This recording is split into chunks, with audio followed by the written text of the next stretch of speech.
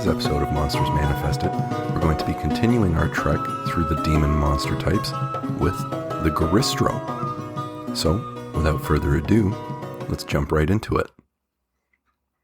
The Goristro takes up page 59 of the monster manual, and its lore can be found amongst the other lesser demon lore on page 53. The lore for the Goristro goes as follows. The Goristro resembles a fiendish minotaur towering more than 20 feet tall. When controlled by a demon lord, Goristros make formidable living siege engines and prized pets. Goristros possess preternatural cunning when navigating labyrinthine passages and shifting corridors, pursuing foes in a terrifying hunt. A hulking Goristro sometimes bears a palanquin, carrying smaller demons on its broad shoulders, much like an elephant carries riders on its back. And that's all there is when it comes to the Goristro in terms of lore. It's a pretty interesting creature. I like that it has this sort of possibility of having a posse of even lesser demons alongside it to make for a bit more of a sense of intimidation and challenge for any wayward adventurers that may cross its path.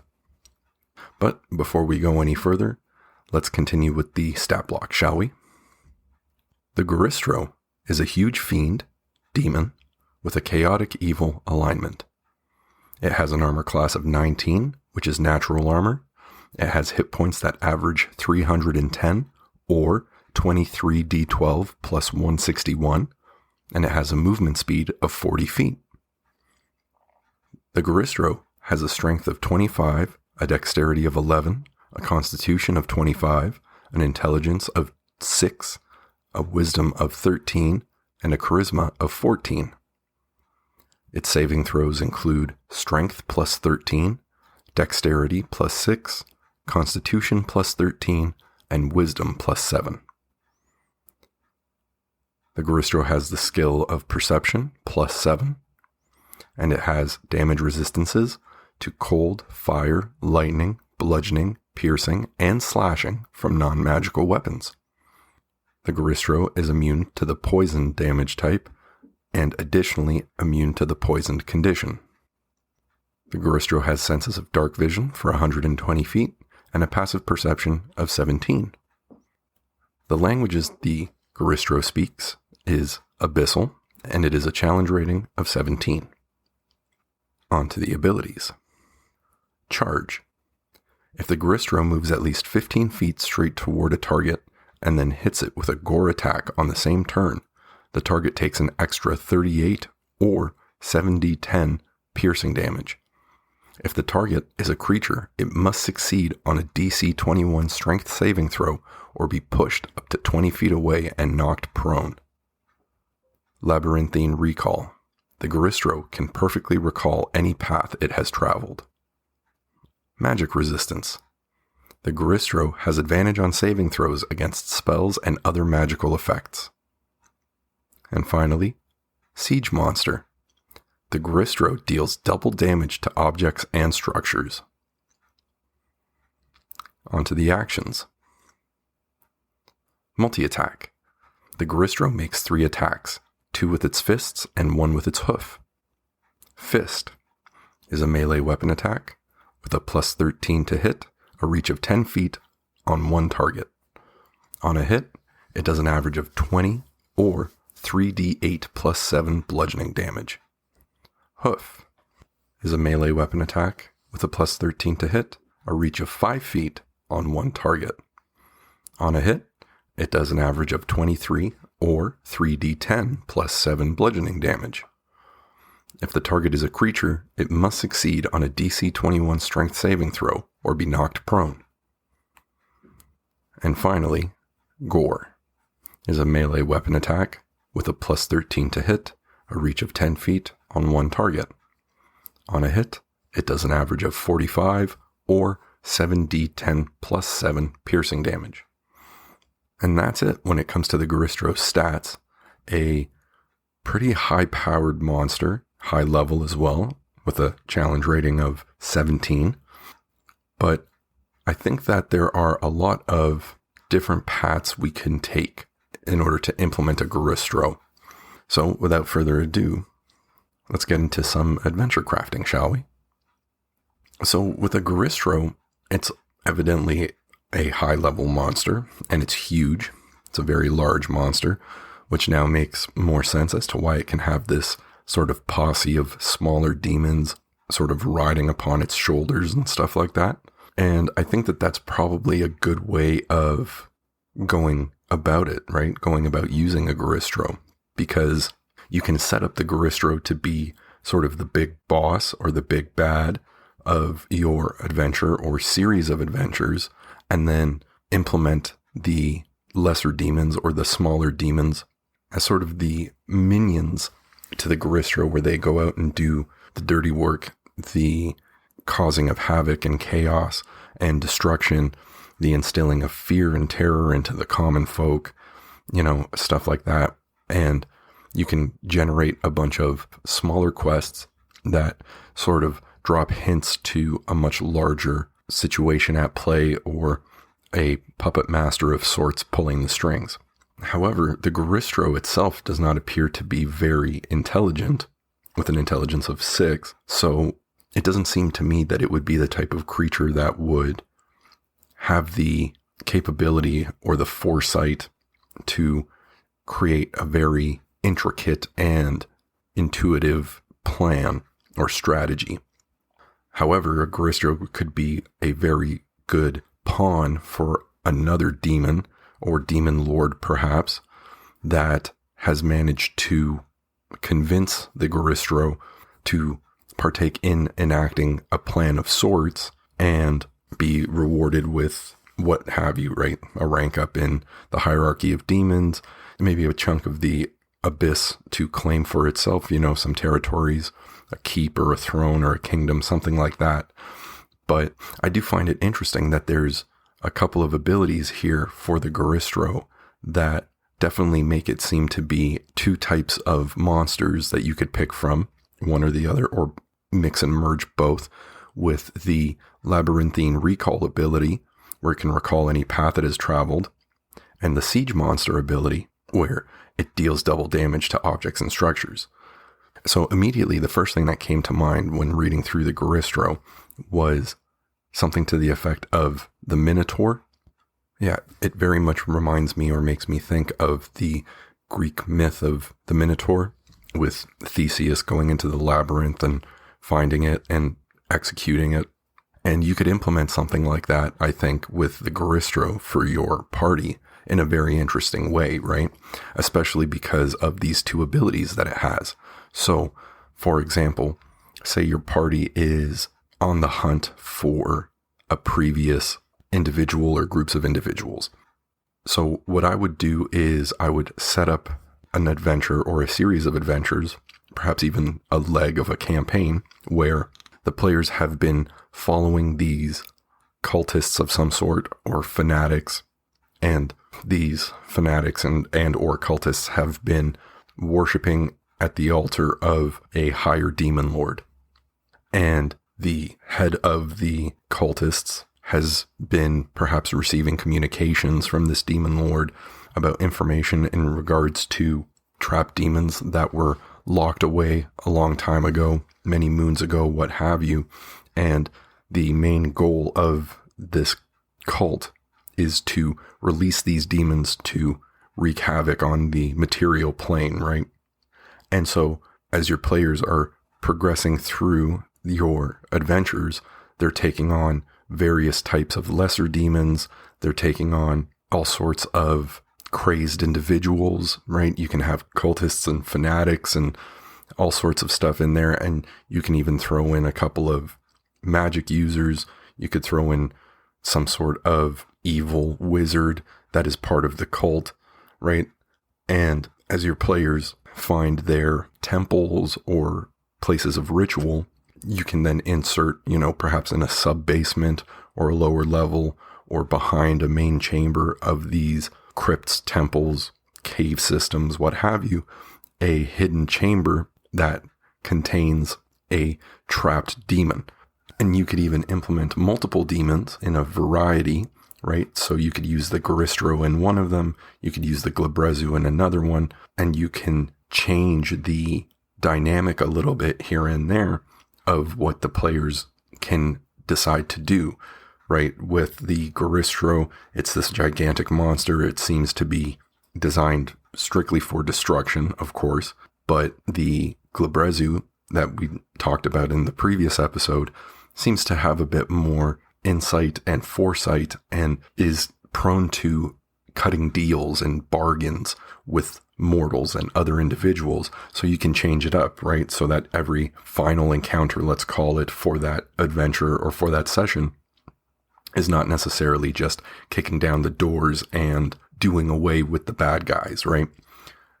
Now, with the Goristro, though, that very much so does appear to be the case. However, the first thing that comes to mind for me, and what I think would be cool to do, would be to have the players traversing through perhaps an ancient, long-forgotten keep or kingdom that's, sunken underground or hidden away in a mountainside within a cave, something like that. And as they're traversing through this dungeon, they go up against a couple of cultists here and there. Perhaps there's a couple standing guard outside or before the main entrance, and they deal with them quite quickly, do away with them. They enter the dungeon. There's more. Perhaps now there's some cultists with the capability to use magic. You might have some sorcerers and stuff like that if you wanted to go the route of more sort of natural, wild magic, depending on how crazed you want the cultists to be.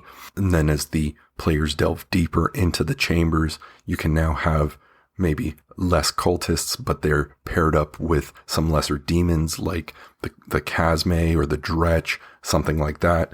You could even implement multiple pathways that would lead into the same main chambers. And if the players go one way, they interact with humanoid enemies. And if they go the other way, they deal with the more demonic, lesser demon type enemies in the way of the Dretches and the Chasmes and stuff like that. And what I would do is I would set up this dungeon to be a labyrinth, right? I would set it up to be a large maze, and all roads would lead to this main chamber where they would find the Goristro. And what you could then do is you could have a massive battle with the Goristro in there. Once they manage to get through the doors or into the chamber somehow, right? It could be a main entrance that's locked by any means, magical or otherwise. Perhaps the Goristro is put into some sort of state of unconsciousness or slumber, and the noise and the chaos from all of the combat and destruction taking place through the maze awakens the beast, and it manages to break through a wall or something like that. And now you have a way in, a means of ingress into the main chamber provided by the monster itself, while simultaneously showing how destructive the creature can be. And you can also implement something to the effect of perhaps the Goristro crashes through a wall and it actually breaks down a wall from another chamber, something perpendicular like a corner wall, and it releases Chasmes into the air, and now the players have to deal with them. You could have physical chains, you could have physical restraints on the Goristro, and perhaps the Goristro wakes up and is sort of unable to move very far, but has enough distance, or has enough of a wingspan rather, to smash walls and cause chaos while these lesser demons flood in. And the players have to then deal with these lesser demons whilst also trying to stay out of the range of the Goristro. I think that could lead to a pretty interesting combat that's not so cut and dry and standard fare. You could even implement the Goristro if you wanted to use it for a lower level party. You could use the Goristro in almost a chase scene, right? Perhaps the Goristro has a certain length of shackle or of chain to its shackles, and it can get through, maybe half of the maze or labyrinth before the chain is pulled taut and it can't go any further. And so the players have to sort of duck and dodge the swings and the fists and the hooves and the horns of the monster while trying to escape.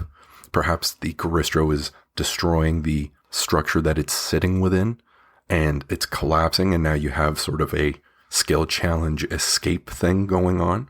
You could even build the entire structure, the entire maze or labyrinth around the Goristro, and in a literal sense, right? I mean, if the Goristro is huge, it's a pretty massive monster, and you could have sort of a small setup of bridges and pathways and chambers and stuff, and the Goristro just tramples through all of them. But I think that the Goristro provides a pretty interesting set of ideas that you can use when implementing it. I think that would be pretty cool, and you can have many reasons for motivating your players to want to overcome the Goristro and defeat it, right? I mean, if they have enough information, they want to stop the Goristro because they want to do away with all of these demons that are being released in an attempt to fulfill the plot of whichever demon lord it is that the said cultists are worshipping and following. The players may want to destroy the Goristro because the Goristro has woken up and has destroyed some tunnel or chamber or something like that, which is releasing demons out onto the surface. And these lesser demons are running amok of towns and cities and villages, destroying crops, burning houses down, eating livestock, what have you, kidnapping people, stuff, all of that nature, right? And you could generate something to that effect where perhaps, if you wanted to go something a little simpler and you don't want to jump so deeply into a large scale, long tail plot for your adventures, you could create something where it was a Goristro that was trapped in a labyrinth hundreds of years ago, thousands of years ago, millennia ago, and it was trapped within this labyrinthine maze, and the ancients buried the structure, which now stands as a mountain. And as of late, the mountain has had a lot of rock slides and collapses. There's been minor tremors and stuff like that, and the people are not too sure as to why it is. They request the party to go investigate. The party goes in and investigates this cavern system and stuff like that, and they deal with all sorts of underground monsters. You can implement demons. You can implement monster types that are not necessarily strictly demon. If you want to mix and match, you can use stuff like Ankegs. You can use stuff like Ropers. And as they progress deeper and deeper into this cave system, or into this sort of improvised cavern system, they find this old structure, ancient structure. They figure out a way to get in. And once they're in there, they quickly realize that there is something up with it, right? There's something nefarious about the location that they're in. And what's great about that is you can then give them a lot of opportunities to escape. You can give them multiple points of egress once they get there and realize that this Goristro has been awoken for some reason and is causing all sorts of devastation. And they can leave in many different ways. And you've also created an environment that is generally fairly unstable. And if you use the Goristro's ability of siege monster quite heavily, you can have an instance where the Goristro is basically just trying to crush everything and collapse everything upon them, right? Just to destroy as much as it can to make sure that they don't get out. You can use that as a desperation move if they manage to bring the Goristro low and get it close to death and it sort of becomes frantic and panics. You can have it sort of self-destruct, or try to, if you would. And you can implement something like that even for many levels if you wanted to, right? That could be a nice chunk of your campaign, is a town with a cursed mountain, and the players have to constantly enter the mountain through different passages and stuff like that. And as they go through different passages, they take on different monsters, and the monsters get tougher and tougher the deeper they delve into this mountain, and it can all lead to this central structure in which rests the Goristro. Another way that you can use the Goristro really is as just a straight up weapon of war, right? At such a high level, you can already have things taking place. Demon lords have enacted their plan to a certain level. They're at the threshold where now they can enter the material plane, and they've sent a small army to take on a castle or take on a kingdom or a keep of some sort. And upon the horizon over the hill, people see what looks to be large insects and odd creatures walking on all fours, but with strange shapes in the silhouette approaching. And they see this massive creature in the distance with large horns charging towards them with smaller monsters crawling all over it. And you can use the Goristro as a monster in a large scale battle, right? Perhaps where, the guard and the military and stuff like that are defending the keep or defending the garrison as their territory is being invaded by demons and monsters. And you can have a very large scale sort of warfare situation happening, and your players are tasked with taking on or taking down the Goristro in order to stop it from crushing through the walls of the castle or of the keep, trudging through the moat and tearing down the archers' towers, stuff like that, crushing the catapults and ballista and trebuchets under its feet. And you can have a very epic combat scene there if you were going that route and you had more of a militaristic or militant campaign, where your players are soldiers in a guard or they're mercenaries that get hired on to assist armies and battalions and stuff like that. I think that the Goristro would be a great monster to use in that sense. And you could create some really cool sort of battlescapes, if you would, or battle scenes for your players to encounter and contend with when taking on the Goristro.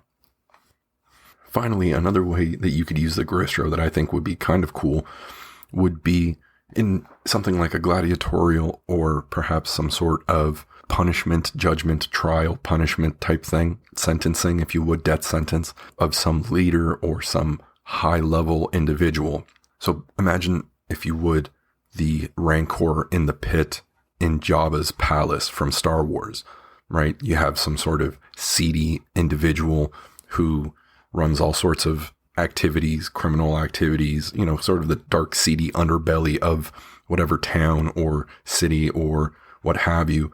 And they have basically a pit where if you're caught or kidnapped or for whatever reasons at the whims of said leader, you get dropped into this large open area and you have to deal with a Goristro, and good luck.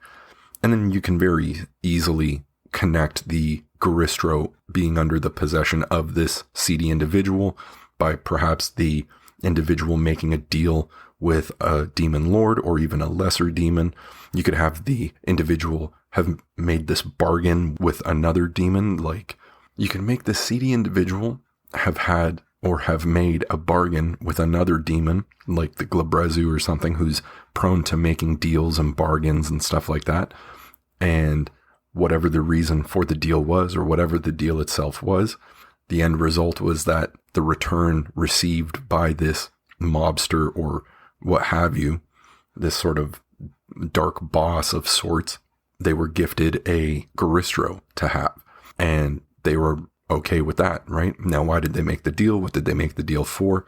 Who knows? It could be anything, right? Perhaps this mobster individual or this Jabba the Hutt individual made the deal with the demon so that they could have the power to successfully create this criminal syndicate or this black market guild or faction or network, what have you. And in turn, the Glabrezu wanted something of theirs, right? Perhaps every individual killed by the Goristro, their soul or their essence gets fed to the Glabrezu, and the Glabrezu then uses that to improve or bring up, boost its power, its influence, its station or rank in the abyss. Perhaps the Glabrezu has an ability to take the essences or souls of these individuals and corrupt them and turn them into demons. And the Glabrezu is creating a small army of its own to try and overtake one of the demon lords, right? There's a lot of ways that you can go around developing scenarios for your players to encounter and deal with. And they can all tie into other things or lead into other things that helps drive the campaign forward, helps drive the adventures forward, helps drive the adventurers forward, and keeps things progressing at a nice rate where they constantly want to see what's going on, and the challenges get bigger and bigger and better, right? You could even have the players at a lower level interact with this sort of criminal individual, and perhaps they do jobs for them. Perhaps they fail a job, and the criminal boss basically is like, well, you guys get one more chance, but after that, I'm feeding you to the Goristro and stuff like that. And you sort of pepper in information about them possessing it, and they can investigate that. They can do all sorts of things. You can even have them hear this information through whispers, and sort of the little birds speak in the taverns and stuff like that, and talk about this individual. And, oh, did you hear so-and-so has a Goristro under their palace and stuff like that, and have people say, oh, that's ridiculous. That can't be the case. You're nuts. A Goristro, why would they stay down there? Stuff like that. See, and that's a fair question and it's valid, but the reality of the matter is that the Goristro is not a very intelligent creature at all in terms of its base stats. So it seems to me that it can very easily be influenced by other things, right? Or convinced of things by other demons, smarter demons, more sly or clever demons. And you can develop a very cool, I think, series of adventures, leg of a campaign or an entire campaign that kind of leads from one demon to another and sort of up the chain and up the hierarchy until a climactic battle ensues, or there's this sort of apex moment where your players have to confront a demon lord as such, or an aspect of one, and take that on for the final right of glory, or, to save the land and all of the fair people upon it. But all in all, I think the Goristro is actually a pretty cool monster.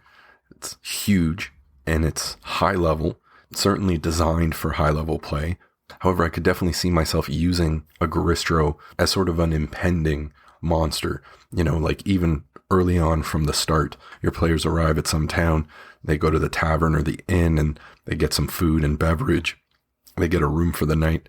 They're sleeping, and in the middle of the night, they're awoken from their slumber to tremors and the earth shaking and quaking, and they spring out of their beds and look out their windows or run out of the inn and look out to the distance, and down in the distance they can see just a large bipedal bull-like creature, or the silhouette, the shape of one, traversing through the land away from them or parallel to their direction, sorry, not parallel, perpendicular, like across the way in the distance, and they're watching it sort of trample smaller villages and towns and stuff like that. Perhaps they're seeing this at sunset, like at dusk.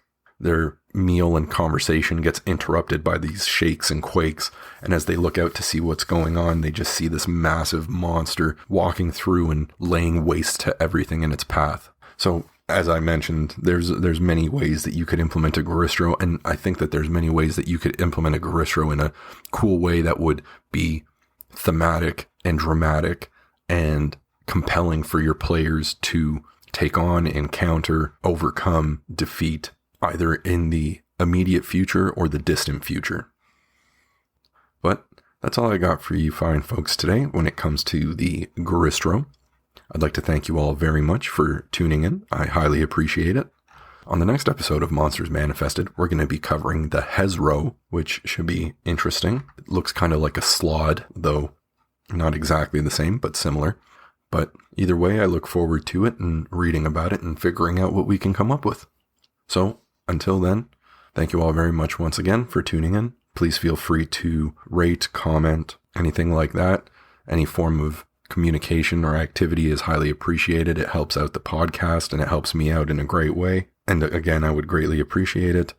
If you're listening to this episode of Monsters Manifested on YouTube, I'd kindly ask that you like, comment, subscribe, hit the notification bell, all that fun stuff, as it would help me out, help the channel out, help the podcast out, help this grow more and more, and perhaps get this to the ears of newcomer dungeon masters and game masters who might be struggling with coming up with ideas and adventures for the players at their table. But either way, thank you all once again very much for tuning in, and I shall see you on the next one. Have a good day, everyone.